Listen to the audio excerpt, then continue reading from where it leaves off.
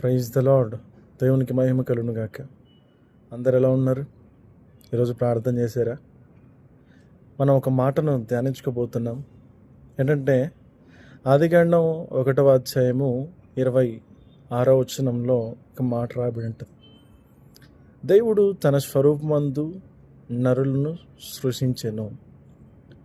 అంటే చూడండి, దేవుడు తన స్వరూపములో నరులను అందరినీ, అనగా మనలందరినీ ఆయన నియమించాడంట. దేవుడు నామానికి మహిమ కలుగును గాక. ఎంత అద్భుతమైన విషయం కదా. దేవుడు తన స్వరూపంలో చేయటం చాలా అద్భుతం. ఈ సృష్టిలో దేనిని కూడా ఆయన చేయలేదు. చేశాడా? జస్ట్ మాట వలన కలగజేశాడు, కానీ నిన్ను నన్ను అలా చేయలేదు. ఆయన ఎలా ఉన్నాడో సేమ్ ఆయన స్వరూపంలో మనం చేసి ఉన్నాడు.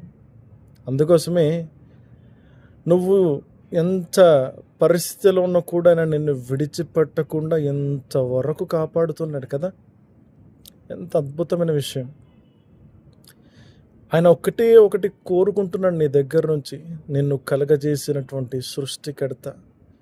ఏంటి తెలుసా? నువ్వు ఆయన కౌగిట్లోకి రావాలని, ఆయన చిత్తానుసారముగా నువ్వు నిలవాలని, తనకు నచ్చినట్లుగా నువ్వు బ్రతకాలని దేవుడు దానినే ఆశిస్తున్నాడు నీ జీవితం నుంచి. కానీ నువ్వేమో నీ ఇష్టాలు, నీ ఉద్దేశాలు, నీకు నచ్చినట్లుగా నువ్వు బ్రతుకుతున్నావు. అది న్యాయం అంటారా?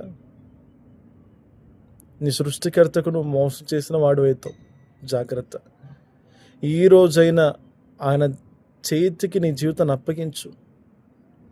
నిన్ను ఒక విలువైన వ్యక్తిగా మార్చుకుంటాడు ఆయన. ఎలా తెలుసా?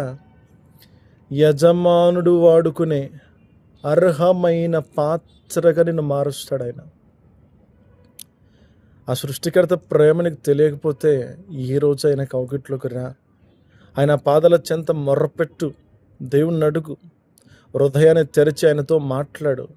నీకు అద్భుతమైన జవాబులు ఇవ్వబోతున్నాడు. నీ జీవితాన్ని ఇలా కాదు, నీ స్థితిని కంప్లీట్గా మార్చబోతున్నాడు. ఆమేన్. నీకు వ్యతిరేకంగా ఉన్న ప్రతి వాటిని తొలగించి నిన్ను ఒక విలువైన సాధనముగా నిన్ను మార్చబోతున్నాడు. నువ్వు సిద్ధంగా ఉన్నావా? దేవుడు నిన్ను దీవించును గాక. Bless you.